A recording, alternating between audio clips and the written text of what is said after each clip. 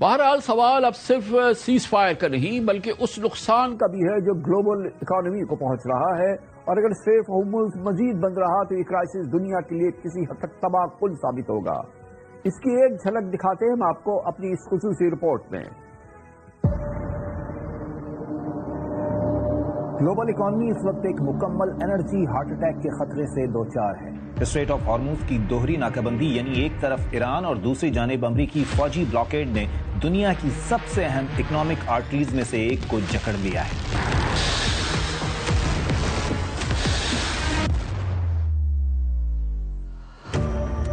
جس کے باعث global oil and gas supply تقریباً 20% متاثر ہو چکی ہے۔ انٹرنیشنل انرجی ایجنسی کے مطابق یہ جدید تاریخ کا سب سے بڑا سپلائی شاک بن چکا ہے۔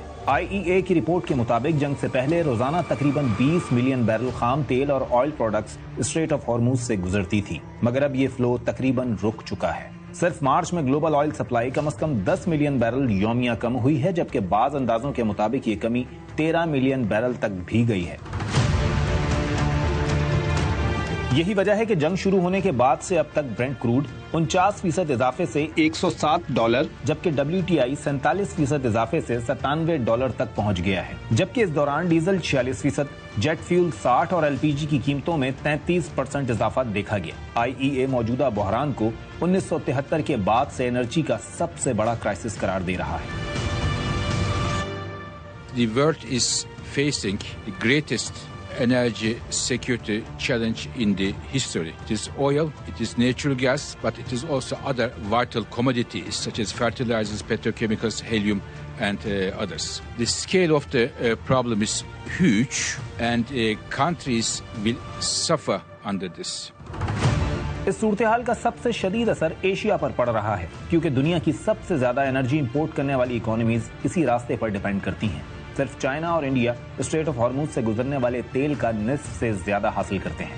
جاپان اور ساؤتھ کوریا اپنی خام تیل ضروریات کا بڑا حصہ مڈل ایسٹ سے حاصل کرتے ہیں، جبکہ پاکستان، بنگلہ دیش اور انڈیا اپنی LNG سپلائی کے لیے خاص طور پر قطر اور UAE پر انحصار کرتے ہیں۔ LNG پاکستان اور بنگلہ دیش میں گیس اور بجلی پیدا کرنے کے نظام کا اہم ستون ہے، اسی لیے LNG کی کمی صرف مہنگائی نہیں بلکہ بجلی کی قلت، انڈسٹریل کلوجر اور فرٹیلائزر پروڈکشن میں کمی جیسے خطرات بھی پیدا کر رہی ہے۔ CNN کے مطابق امریکہ ابھی براہ راست قلت سے محفوظ ہے، لیکن ماہرین خبردار کر رہے ہیں کہ چونکہ امریکی کنزیومرز کے زیر استعمال تقریباً 50% سامان کا انحصار ایشیا پر ہے، اس لیے اگر ایشین فیکٹریز را مٹیریل اور انرجی شارٹیج کا شکار رہیں تو اس کے اثرات امریکہ تک بھی پہنچ سکتے ہیں۔ خاص طور پر پلاسٹک، ایلومینیم، ربر اور فرٹیلائزر جیسے انڈسٹریل مٹیریل گلوبل لیول پر دباؤ میں ہے۔ دلچسپ بات یہ ہے کہ امپورٹر سے زیادہ نقصان ایکسپورٹرز کو ہو رہا ہے۔ سعودی عرب، UAE، کویت اور عراق کی آئل ایکسپورٹس شدید متاثر ہوئی ہیں کیونکہ ان کے ٹینکرز بندرگاہوں پر پھنس گئے ہیں۔ IEA کے مطابق خلیجی ممالک نے ٹوٹل پروڈکشن کم از کم 10 ملین بیرل یومیہ کم کر دی ہے۔ گولڈ مین سیکس کے مطابق اپریل میں گلف ریجن کی تقریباً 14.5 ملین بیرل یومیہ آئل پروڈکشن آف لائن رہی، جو جنگ سے پہلے کی سطح کا نصف سے زیادہ یعنی تقریباً 57% بنتی ہے۔ ادارے نے خبردار کیا ہے کہ آئل پروڈکشن کی بحالی میں آبنائے ہارمز کے مکمل کھل جانے کے بعد بھی مہینوں لگ سکتے ہیں۔ ٹینکرز کی دستیابی میں تقریباً 50% کمی اور دیگر لاجسٹک رکاوٹیں بحالی کو سست بنا سکتی ہیں، کیونکہ تیل کو تیزی سے منتقل کرنا محدود ہو جائے گا، جو گلوبل سپلائی چینز کے لیے بھی بڑا جھٹکا ثابت ہوگا۔ ٹینکرز کی عدم دستیابی نے فریٹ کاسٹ بڑھا دی ہے۔ میتھنول، ایلومینیم، سلفر اور پیٹروکیمیکلز جیسی بنیادی صنعتی اشیاء کی سپلائی میں ڈسرپشن سے مینوفیکچرنگ سیکٹر پریشر میں آ چکا ہے۔ جیٹ فیول مہنگا ہونے سے ایئر لائنز کے آپریشنل اخراجات بڑھ رہے ہیں، جبکہ فرٹیلائزر اور اناج کی قیمتوں میں اضافے نے گلوبل فوڈ سیفٹی پر سوالات کھڑے کر دیے ہیں۔ تاہم ایک ملک ایسا بھی ہے جسے اس کرائسس سے فی الحال کوئی خاص فرق نہیں پڑا۔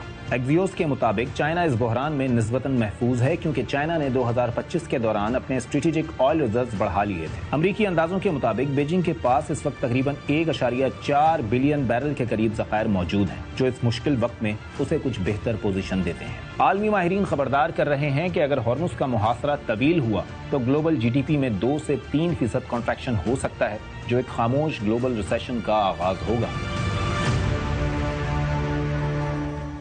گویا یہ واضح ہے کہ امریکہ اور ایران کے درمیان کانفلکٹ کا سبب اب صرف اسٹریٹ آف ہارمز ہے۔ اب دیکھنا یہ ہے کہ اعصاب کی جنگ میں پہلے کون جھپکے گا۔ دونوں حریف منتظر ہے کہ اسٹریٹ آف ہارمز پہلے کون کھولے۔